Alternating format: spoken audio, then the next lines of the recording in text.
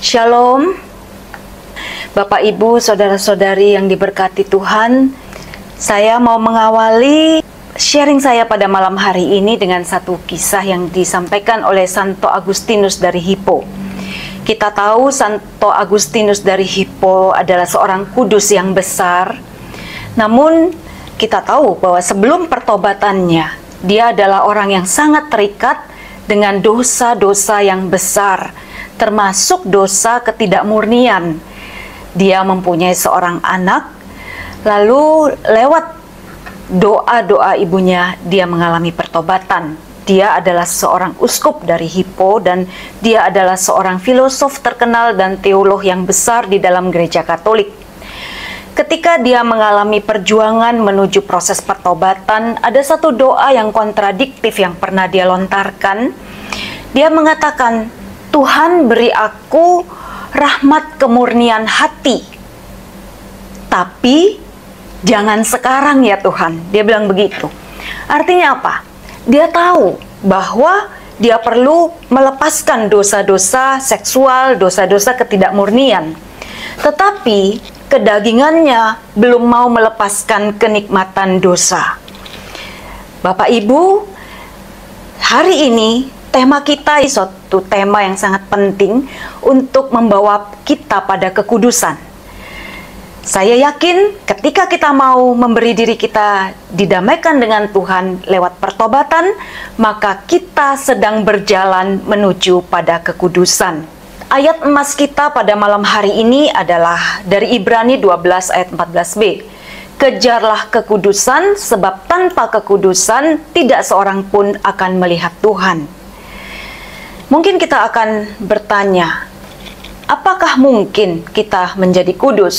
Sebagaimana dikatakan juga di dalam Matius 5 ayat 48, bahwa kita semua dipanggil untuk sempurna seperti Bapa kita di surga. Kita adalah anak-anak Bapa, kita adalah orang-orang yang dipanggil untuk juga sampai pada kekudusan seperti Bapa kita di surga.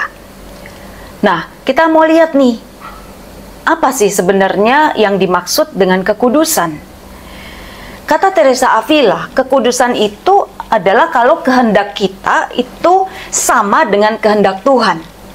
Jadi kalau kita tiap hari mau hidup kudus, kita mau orang lain mengalami cinta Tuhan, kita mau berbuat baik dalam hidup kita karena itu kehendak Tuhan, berarti kita sedang menuju pada kekudusan.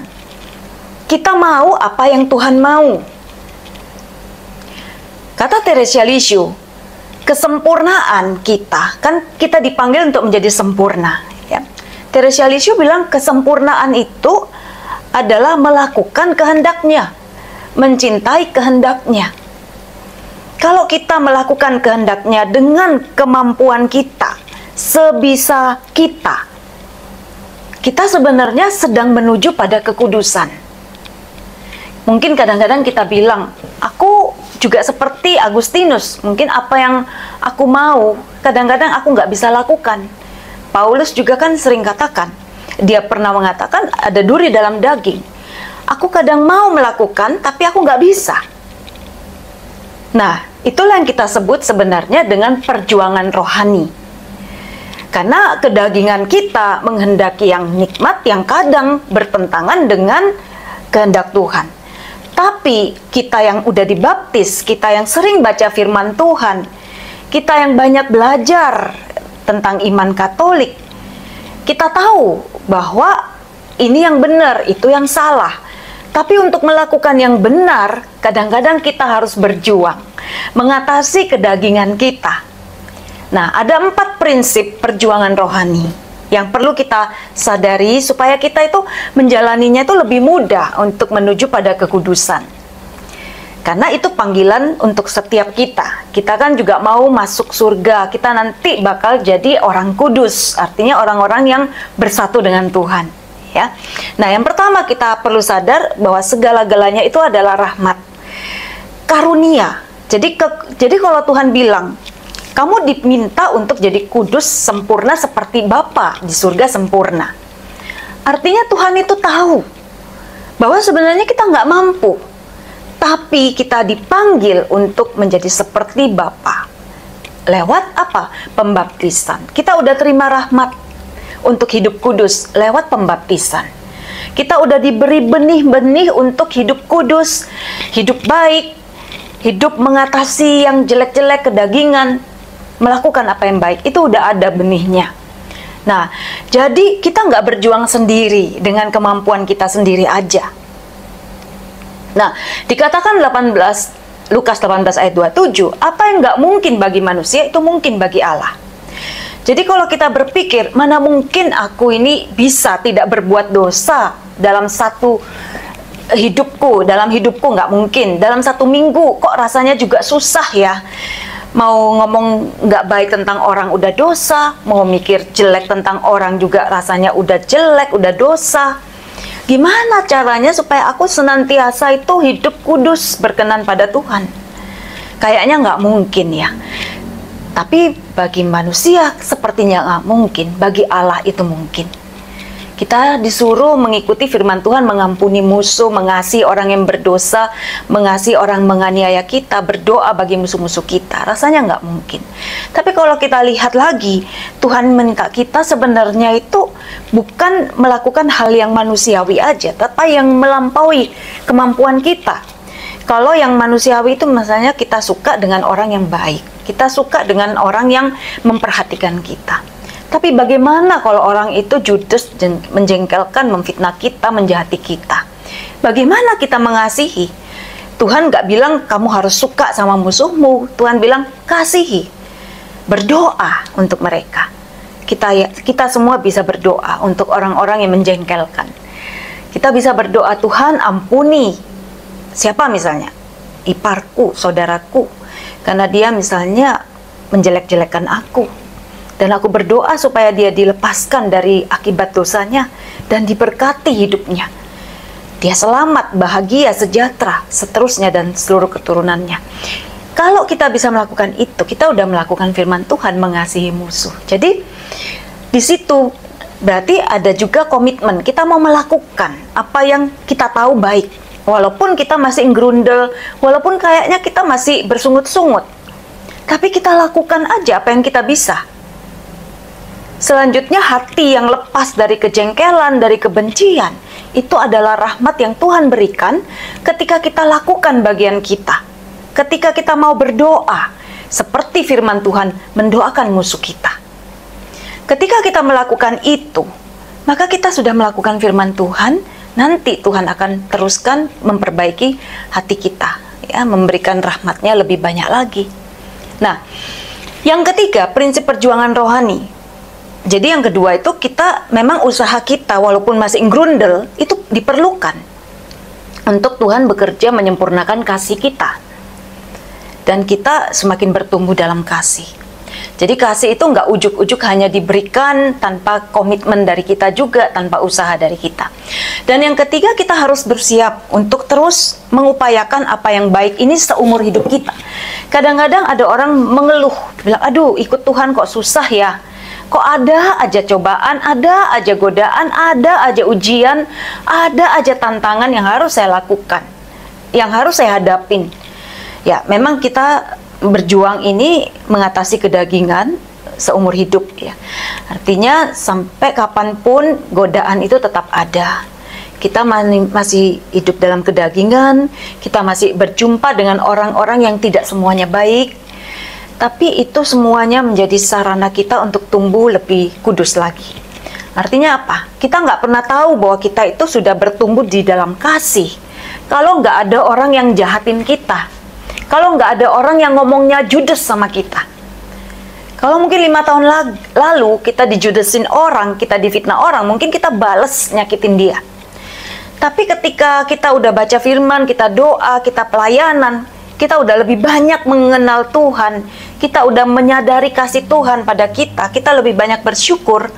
Mungkin kemudian kita bisa lebih tenang ketika ada orang itu berbuat jahat pada kita, menjengkelkan kita.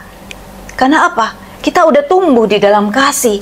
Nah, itu juga sebagai satu bukti. Oh iya ya, aku ini 5 tahun lalu tuh nggak seperti ini reaksinya.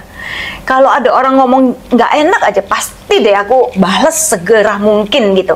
Tapi sekarang kok enggak ya, aku lebih diam, tenang, mendoakan bahkan. Berarti itu parameter atau tanda atau ukuran kita udah tumbuh. Jadi tantangan demi tantangan itu sebenarnya membuat kita tumbuh dan juga menjadi batu ujian kita untuk naik kelas, ya. Nah, dan kita kalau kita mau ikut Tuhan seumur hidup kita mau umur panjang, berarti ya memang tantangan kita itu ya banyak ya sampai nanti gitu. Nah, orang kudus itu kan dinilai kudus ketika dia udah mati. Jadi perjuangan kita itu sampai akhir hidup kita. Bukan hanya pada waktu kita mulai ikut Tuhan. Memang mulai ikut Tuhan kita berkobar-kobar, kita harus setia terus, kita mulai baca firman itu biasanya semangat ya. Tapi itu harus dijaga sampai akhir. Karena nanti pada akhir hidup kita harus tetap setia. Kita akan dinilai pada waktu kita mengakhiri perjuangan kita. Apakah kita tetap setia sampai akhir? Tapi jangan dibalik Bapak Ibu ya, wah kalau begitu nanti aja ya saya ikut Tuhan. Kalau sudah mau deket-deket saya menghadap Tuhan, ya kita nggak pernah tahu waktunya kita.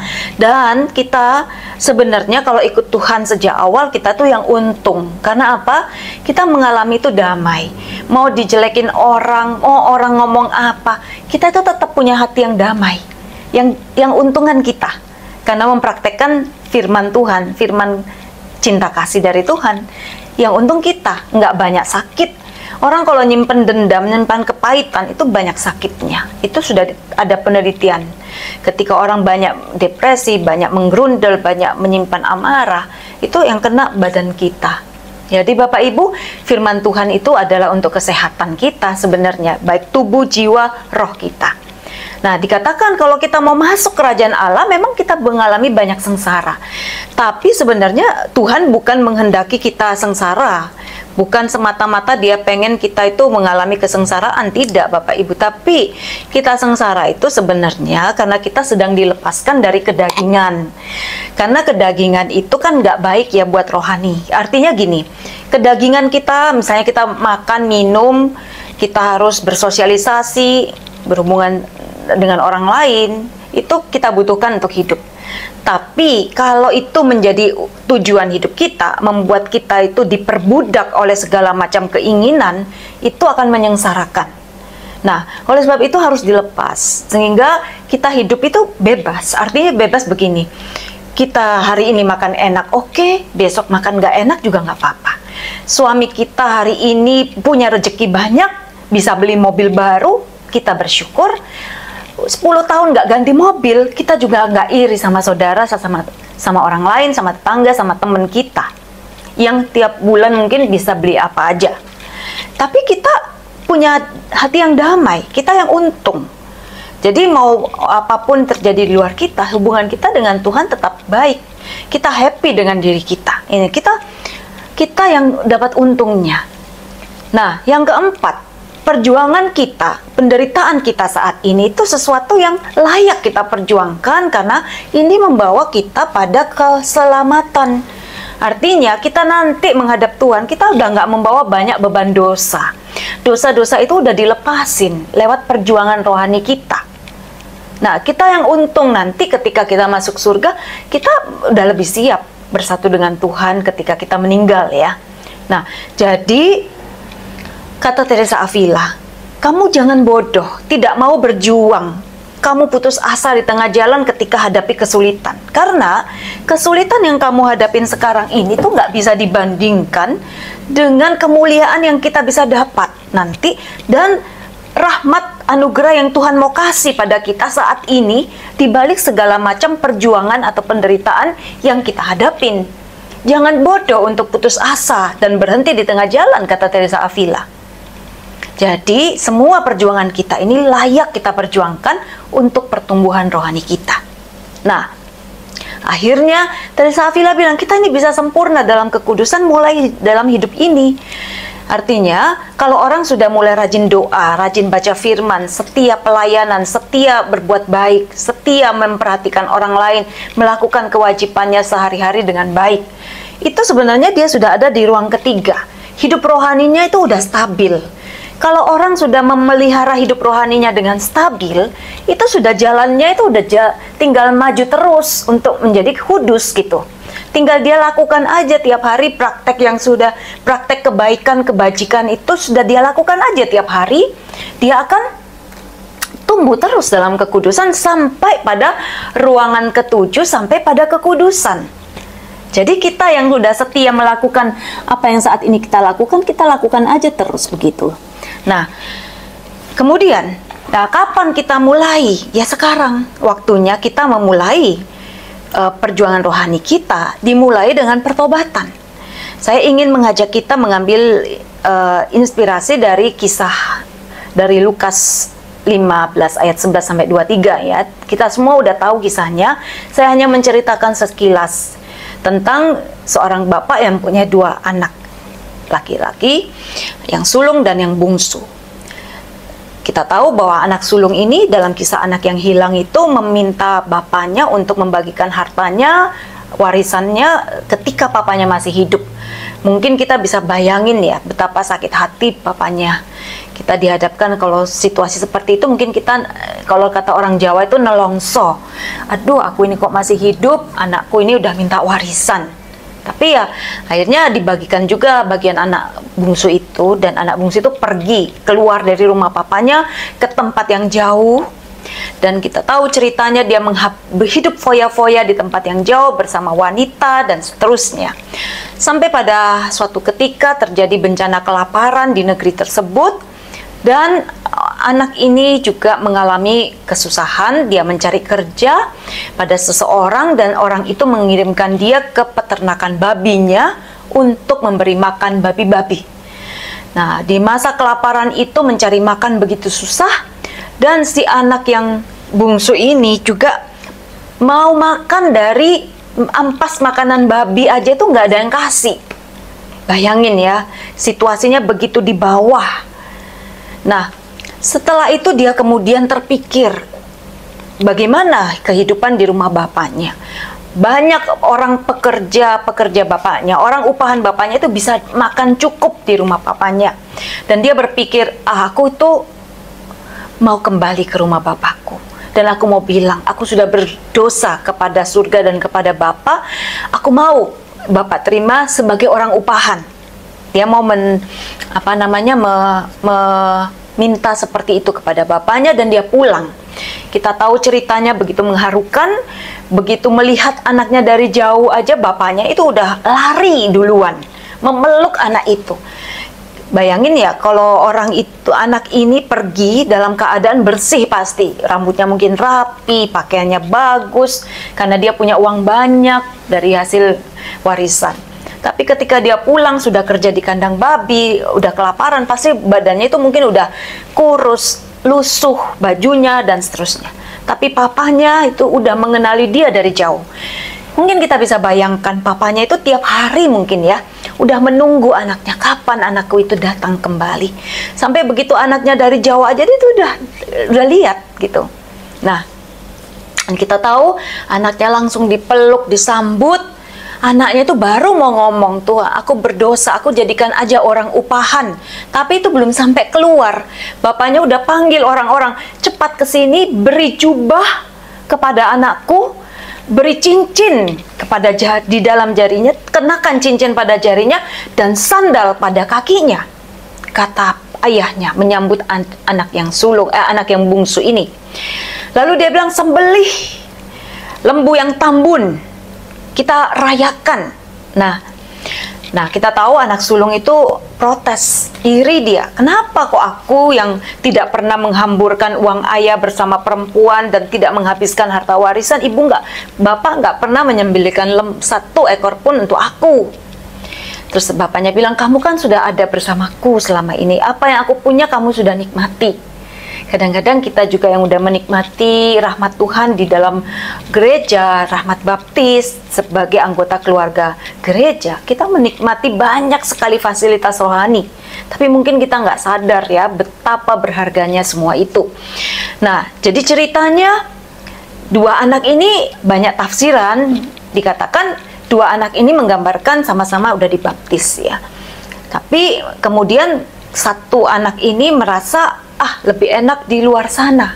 Kadang-kadang kita juga gitu. Kita udah dibaptis, kita udah mengalami hidup yang baru, kita kadang-kadang itu masih iri sama orang di luar sana. Kok rasanya kehidupan di luar itu kok enak ya? Bisa bebas, menikmati macem-macem, nggak harus taat pada aturan macem-macem di gereja. Nah, lalu kita pengen mencoba kembali ke hidup yang lama.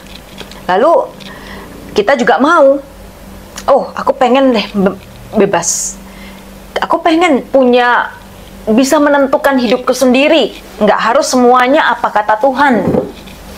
Nah, lalu seperti anak yang bungsu, kita pengen melepaskan semua yang kita udah ada sekarang dan kita mencoba kehidupan yang lain begitu. Pengen bebas penuh.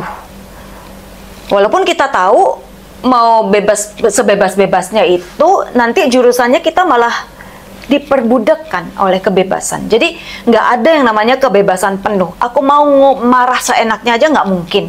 Ada konsekuensinya. Kita mau marahin semua orang, pasti yang kena kita juga. Relasi kita buruk, kita ditinggal temen, mungkin kerjaan kita jadi kacau karena kita nggak bisa bina relasi dengan orang lain dengan baik. Kita mau sebebas-bebasnya ngomong apapun sama orang, itu kan juga ngelukain orang lain, nggak mungkin. Kita sebebas-bebasnya mau menikmati uang kita, membeli apa aja yang kita mau, kita juga bisa terbelenggu pada kenikmatan seperti itu. Dunia ini kan sepertinya itu awalnya menarik ya Bapak Ibu. Tapi ketika kita ikutin masuk ke dalam situ, itu malah bisa menjadi suatu perbudakan yang baru buat kita. Iya kan? Kita misalnya pengen, aku pengen operasi, oplas lah, facelift terus. Lama-lama nggak percaya diri, harusnya oplas terus. Kalau nggak oplas, akhirnya merasa nggak cantik lagi misalnya. Nah, akhirnya kita jadi terjerat juga dengan apa yang kita mulai sendiri di luar Tuhan. Nah, jadi nggak ada yang namanya kebebasan penuh itu membuat kita merdeka, bebas, sukacita. Kebebasan yang di dalam Tuhan itu ujungnya nanti membahagiakan. Karena apa?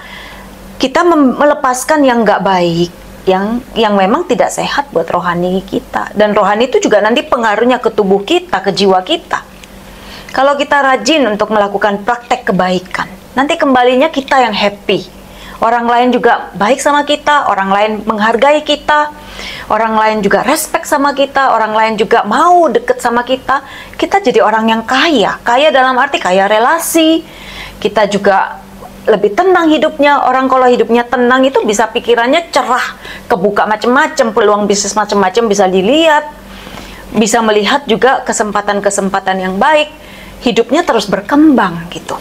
Nah, tapi kalau orang yang sudah masuk di dalam dosa, kemudian dia mau coba kembali bertobat dengan caranya sendiri tanpa rahmat Tuhan, itu juga nggak bisa. Artinya kita itu kalau udah terjerat dengan dosa, kita memperbaiki diri sendiri nggak sanggup, ya.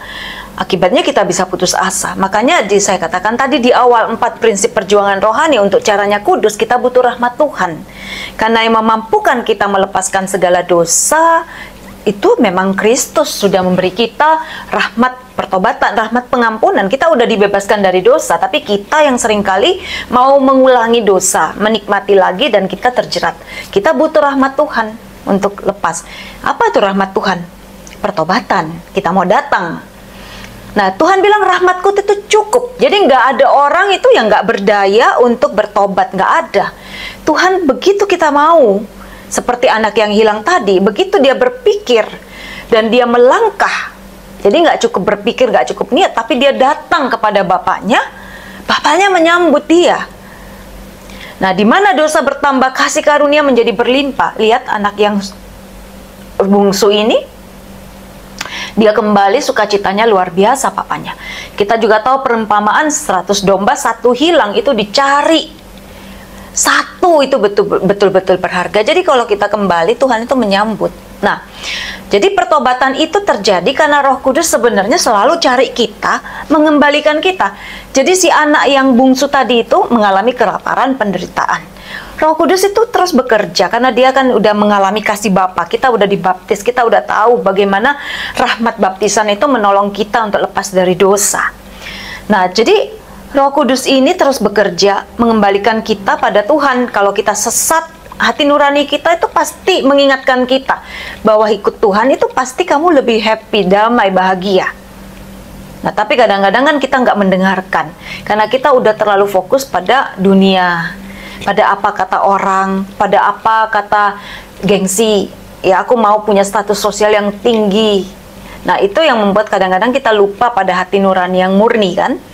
Nah, jadi kalau kita sedang mengalami situasi seperti itu, kita lagi terbelenggu dengan pikiran kita kehilangan damai.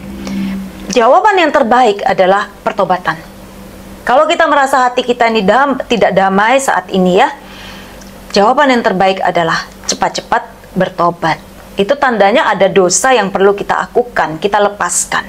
Kalau kita gelisah, kita kok rasanya itu hidup nggak happy, kok rasanya nggak tenang ya, rasanya semuanya di luar sana tuh lebih baik, kok orang kok hidupnya kok enak ya, aku kok seperti ini. Ada mungkin hal-hal yang harus kita perbaiki dalam cara pikir kita mungkin kurang bersyukur, kita mungkin ketutup mata kita dengan dunia, dengan harta, dengan kebahagiaan orang, kita iri dan seterusnya. Kita perlu bertobat. Jadi proses rekonsiliasi itu meliputi 3 hal. Yang pertama, kita harus menyesal karena dosa kita itu berhubungan dengan pikiran. Jadi kita perlu penyesalan. Kemudian kita perlu mengaku karena perkataan kita itu juga sumber dosa. Dan kita perlu juga melakukan perbuatan dengan silih. Artinya begini, kadang-kadang kan kita kalau ngaku dosa kita disuruh berpenitensi, ada penitensi. Setelah absolusi dikasih ibaratnya hukuman dosa. Itu seperti gini gambarannya nih. Misalnya ada seorang anak tuh habis main-main lumpur tuh, udah mandi, kemudian habis itu dia masuk ke rumah. Nah, pas masuk ke rumah itu pasti dia membawa kotoran lumpur-lumpur itu ke dalam rumahnya yang udah bersih, udah dipel ibunya misalnya. Ibunya ketemu, lah anakku ini ngotorin rumah, tapi udah dimandiin. Anaknya kalau mau dididik supaya nggak gitu lagi, nggak ngulangi lagi main-main lumpur yang nggak perlu, nah itu disuruh ngepel. Kamu pel ya, bersihkan ini. Nah, itu seperti penitensi ya, kita perlu membereskan hubungan kita dengan orang lain yang kita sakiti. Jadi kalau kita misalnya sering-sering tuh berkata buruk tentang orang lain, biasanya kita disuruh penitensi juga kan sama Romo. Mungkin kita diajar berbuat kasih, memberi pertolongan pada orang lain sebagai silih. Nah, penyesalan itu meliputi ada kesedihan jiwa dan penyesalan hati. Dalam Katekismus Gereja Katolik 1431 disebut seperti itu. Penyesalan itu seperti hati yang hancur berkeping-keping. Jadi kalau nggak mungkin tuh ada orang tuh masuk pengakuan dosa, ketawa-ketawa aja, rasa nggak ada beban apa-apa, keluar juga rasanya juga nggak dibebaskan dari apa-apa karena nggak ada penyesalan dalam hati. Dia nggak menyesali, nggak sedih dengan perbuatan dosa yang udah dia lakukan. Itu nggak bisa. Jadi dalam penyesalan maka hati yang penuh kebencian, kemarahan, kesombongan itu juga dihancurkan, berkeping-keping dan menjadi remuk redam, ya. Nah, seperti itu. Hati yang remuk redam karena menyedihkan Allah adalah sikap yang diinginkan. Jadi Tuhan menginginkan kita punya hati yang remuk redam, hati yang hancur karena menyesali perbuatan kita yang jahat, yang salah. Karena firman Tuhan itu kan pasti kebaikan untuk diri kita dan orang lain. Tapi kita udah melanggar, kita udah menghancurkan diri kita melukai orang lain. Nah, kita harusnya sedih, kita harusnya nyesel. Tapi kalau kita nggak nyesel ya, kita belum nyesel. Kita nggak sedih dengan itu, kita belum nyesel namanya. Nah, yang kedua, itu penyesalan tidak sempurna kan seperti itu ya. Karena kita cuma takut dihukum, takut masuk neraka, itu belum sempurna, karena hanya takut. Belum dapat menghapus dosa berat, tapi menolong kita untuk menerima masuk di dalam rekonsiliasi. Nah, penyesalan sempurna atau contritio itu penyesalan karena kita mencintai Tuhan. Iya ya, aku itu, Tuhan itu udah baik sama aku. Masa sih aku ini jadi anaknya Tuhan itu berbuat yang nggak baik terus ya? Masa sih Tuhan udah baik sama aku kok melukai orang lain? Kan Tuhan juga sayang tuh sama orang lain. Masa aku melukai orang yang Tuhan sayang, gitu kan? Sedih karena kita menyedihkan hati Allah. Nah, penyesalan seperti ini menghapus dosa ringan dan juga dosa berat. Kalau kita sungguh-sungguh juga melakukannya, diikuti dengan segera mungkin mengakukan dosa kita dalam sakramen rekonsiliasi. Misalnya ada orang habis aborsi. Waktu dia melakukan aborsi, mungkin dia nggak terlalu mengerti bahwa mungkin cuma janin masih kecil, belum ada rohnya, belum ada jiwanya. Mungkin ada yang dulu saya pernah beberapa kali mendengar hal seperti itu. Tapi setelah dia mendapatkan pengajaran dalam gereja Katolik bahwa ketika sperma dan sel telur bertemu, itu kan sudah ada persatuan di situ, roh Tuhan itu sudah memberikan dia kehidupan. Nah, lalu dia menyesal. Nah, lalu betul-betul sedih ya, lalu mengaku dosa. Seperti itu. Jadi, ketika kita menyesal sungguh-sungguh, dan misalnya ada orang yang dosa berat loh, nyesel banget dan pengen segera mungkin itu mengaku dosa kepada imam lewat sakramen pengakuan dosa atau sakramen rekonsiliasi. Tapi tiba-tiba dia meninggal nih, sebelum sempat ketemu dengan imam untuk ngaku dosa. Apakah dosanya diampuni? Iya, diampuni, karena dia udah niat bahwa aku pengen sekali segera mengakukan dosaku, tapi nggak kesampaian, tapi dia udah nyesel, itu juga dia diampuni ya. Nah, jadi penyesalan itu termasuk membenci dosa, tidak lagi ingin jatuh dalam dosa itu. Percaya Tuhan berbelas kasih. Kemudian seperti si bungsu itu, dia menyadari dan membandingkan situasinya sebelum dia keluar dari rumah bapaknya. Dia kan happy ya, bahagia, bisa makan, ada makanan rohani di dalam gereja. Tapi ketika di luar sana dia kering rohaninya. Dia sadar, dia pengen pulang kepada Bapak, ke rumah Bapaknya untuk menerima semua yang dia butuhkan sebenarnya. Kadang-kadang kita itu manusia gitu. Ketika kita masih kenyang, kita nggak tahu rasanya lapar, kita nggak punya perhatian pada orang yang kelaparan. Ketika kita juga tiap hari diberi firman Tuhan, kita bisa ekaristi kapanpun, tiap hari kita mau, gereja menyediakan, kita nggak sadar bahwa itu begitu berharga. Tapi kalau kita bisa bandingkan dengan orang-orang yang mungkin tidak kenal Tuhan, mereka yang mungkin mengalami banyak masalah tapi nggak punya Yesus, nggak tahu bahwa ada Tuhan yang mengasihi, yang mau menolong, maka kita nggak tahu betapa keringnya orang yang tidak mengenal Kristus. Kita nggak menghargai semua yang kita terima di dalam gereja. Ya, kita meremehkan rahmat dalam gereja. Nah, jadi setelah kita tahu keringnya rohani kita di luar Tuhan, kita pengen kembali kepada Tuhan dan segera melakukan sikap ini, sikap yang rendah hati. Artinya mau mengakui, ya Tuhan, ternyata di rumahmu bersama dengan Engkau, hidup di dalam Tuhan itu jauh lebih membahagiakan. Kita segera bertobat, bangkit, mau kembali. Nah, yang kedua kita mengakui. Jadi si bungsu nggak berhenti hanya nyesel-nyesel saja, tapi dia pulang ke rumah bapaknya dan dia udah tetapin hatinya, bilang, kalau aku ketemu bapakku, aku segera mau mengaku aku udah berdosa kepada surga dan kepada Bapa. Dan aku mau menerima konsekuensi dosaku, aku mau jadi orang upahan Bapakku. Dia sadar dia udah nggak punya hak warisan, karena dia udah meminta warisannya kan. Nah, sekarang dia mau kerja aja jadi orang upahan. Tapi kita tahu bahwa ketika dia udah niat untuk mengakukan itu, ya, bapaknya merangkul dia. Dia belum sempat mengatakan aku jadi orang upahan aja, bapaknya udah bilang, cepet-cepet kasih jubah, kasih cincin, kasih sandal.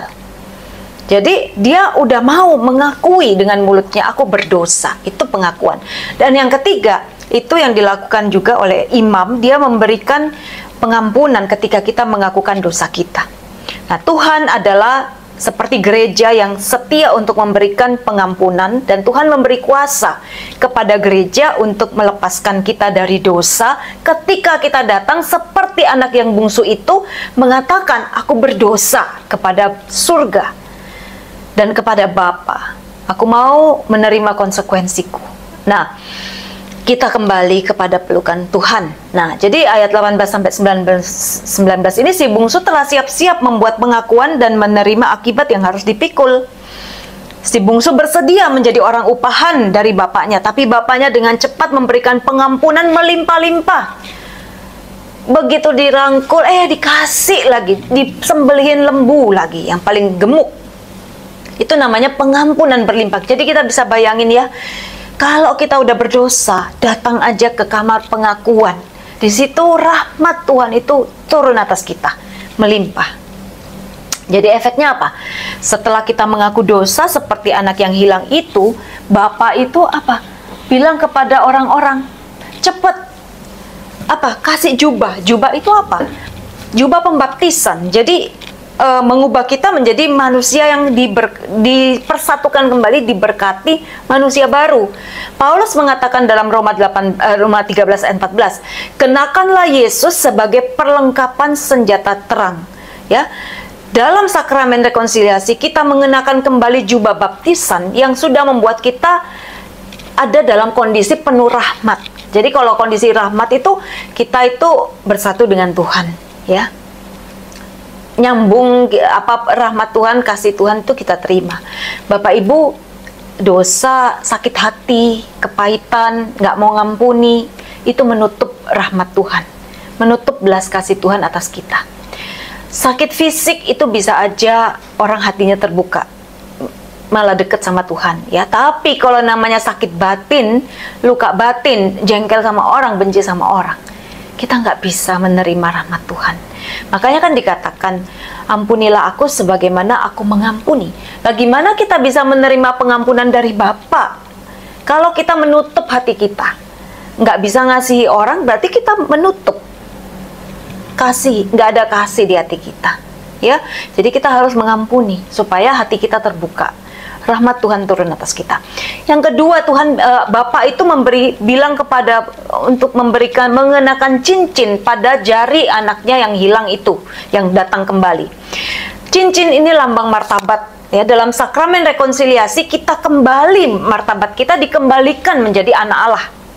Kita bukan lagi budak dosa yang hanya mengikuti keinginan daging, tapi kita udah menjadi manusia baru yang hidup oleh Allah.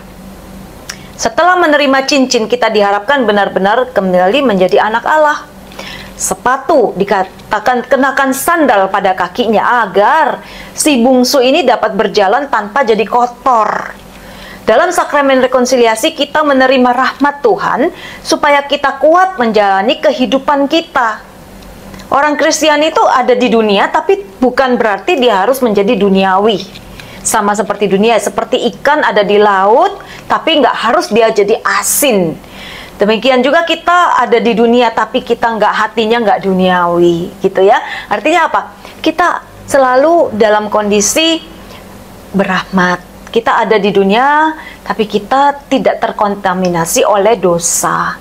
Seperti itu, ya. Jadi Kristus inilah menjadi sumber perdamaian antara pendosa dengan Allah.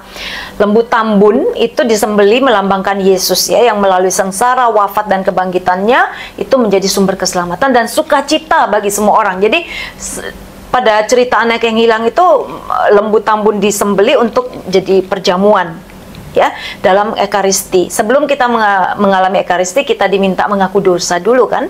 Si bungsu mendapat pengampunan dari bapaknya sebelum dia akhirnya diajak masuk dalam perjamuan disembeli lembu tambun. Nah, orang yang melakukan dosa berat juga perlu mendapat pengampunan dulu dari sakramen rekonsiliasi agar dapat mengikuti ekaristi dengan Yesus, ya, sebagai kurbannya. Jadi akhirnya dikatakan bahwa ayat 32, adikmu telah mati dan menjadi hidup kembali. Itu kata ayahnya kepada si sulung, kita bersuka cita karena adikmu itu udah mati tapi hidup kembali. Dalam sakramen rekonsiliasi kita pendosa menjadi seorang yang kudus. Semoga kita semua juga selalu setia mengikuti proses Tuhan. Pertobatan kita juga perlu terus diulangi untuk Tuhan semakin menyempurnakan rencananya dan kehendaknya di dalam hidup kita. Mari Bapak Ibu, kita sejenak mau mengarahkan seluruh hati kita, biar Tuhan saat ini menyatakan kehendaknya dan melakukan apa yang menjadi rencananya yang pasti terbaik untuk menyempurnakan hidup kita. Mari kita mau bawa hati kita saat ini ke tangan Tuhan. Demi nama Bapa, Putra, dan Roh Kudus. Amin. Allah Bapa, Putra, dan Roh Kudus, pada saat ini kami mau mempersembahkan hidup kami seutuhnya hanya kepadamu. Kami dan seluruh anggota keluarga kami ya Tuhan, kami mau bawa kepadamu.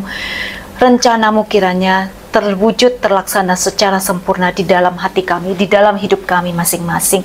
Angkat segala yang menjadi hambatan dan halangan di dalam hati kami, ataupun di dalam pikiran kami, di dalam kami untuk mengerti apa yang menjadi rencanamu. Ajar kami Tuhan, beri kami rahmat-Mu yang kami butuhkan untuk mengikuti kehendak-Mu. Ini kami anak-anak-Mu Tuhan, kami terus mau menjadi kudus sesuai kehendak-Mu. Kami tahu Tuhan bahwa kami adalah orang-orang yang lemah. Kami membutuhkan rahmat dan pertolongan-Mu. Tapi kami mau menetapkan hati kami. Kami mau berkomitmen untuk tetap setia di dalam segala situasi apapun juga. Walaupun saat ini kami sedang lemah, kami merasa kami banyak dosa. Kami merasa kami jauh dari kekudusan. Tapi kami tahu Tuhan, bahwa kekudusan itu bukanlah perjuangan kami, upaya kami semata-mata, tetapi adalah rahmat-Mu. Kami hanya tinggal mengambil satu langkah, datang kepadamu saat ini juga Tuhan, mengatakan dan mengakui segala dosa dan kelemahan kami. Dan kami tahu Engkau adalah Allah kami yang sudah menantikan pertobatan kami. Engkau adalah Allah kami yang setia menunggu kami pulang kepadamu dan mengakui segala dosa kami, baik itu kesombongan, mungkin kelemahan kami, dosa iri hati, dosa yang banyak mengomel, kurang bersyukur. Kami mau serahkan itu semua Tuhan, untuk Kau murnikan, Kau bersihkan kami, supaya kami layak Tuhan untuk mengenakan jubah baptisan. Kami menjadi manusia yang selalu dalam keadaan rahmat. Kami menjadi anak-anak-Mu yang mengenakan cincin, yaitu martabat-Mu sebagai anak Allah, martabat yang Kau berikan bagi kami. Dan juga mengenakan sandal untuk kami dilindungi dari perbuatan dosa lagi. Kami boleh berjalan di dunia ini dengan hati yang terarah kepadamu. Tambahkan iman, harapan, dan cinta di dalam hati kami Tuhan, supaya kami boleh berjalan sesuai kehendak-Mu dan menyenangkan hati-Mu. Terima kasih Allah Bapa, Putra, dan Roh Kudus, dan kami percaya Engkau sudah mendengarkan doa kami, dan Engkau memberkati kami satu persatu ya Tuhan, yang ada di ruang Zoom ini maupun yang ada menonton live streaming. Kami percaya Tuhan, tidak ada satupun yang Kau lewatkan dari belas kasih dan rahmat-Mu saat ini. Curahkan rahmat-Mu kepada kami masing-masing Tuhan, sesuai kerinduan hati kami, sesuai kebutuhan kami masing-masing Tuhan. Kami mau izinkan Engkau memproses kami, supaya kami boleh semakin layak di hadapan-Mu. Dan biarlah Tuhan, kasih kami boleh semakin bertumbuh, dan kami boleh menjadi anak-anak-Mu yang makin sempurna di hadapan-Mu. Terima kasih Tuhan, terima kasih Allah Bapa, Putra, dan Roh Kudus. Kemuliaan kepada Bapa, Putra, dan Roh Kudus, seperti pada permulaan, sekarang, selalu, dan sepanjang segala abad. Amin. Demi nama Bapa dan Putra dan Roh Kudus. Amin.